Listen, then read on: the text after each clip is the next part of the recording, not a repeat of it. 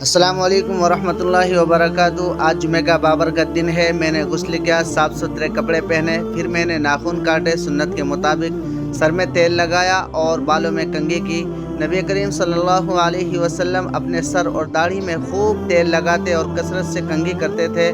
پھر میں نے آنکھوں میں اسمت سرما لگایا، کیونکہ اسمت سرما آنکھوں کی روشنی کو بڑھاتا ہے اور پلکوں کے بال کو اگاتا ہے۔ اور پھر میں نے خوشبو لگائی، کیونکہ رسول اللہ صلی اللہ علیہ وسلم کو خوشبو بہت محبوب تھی۔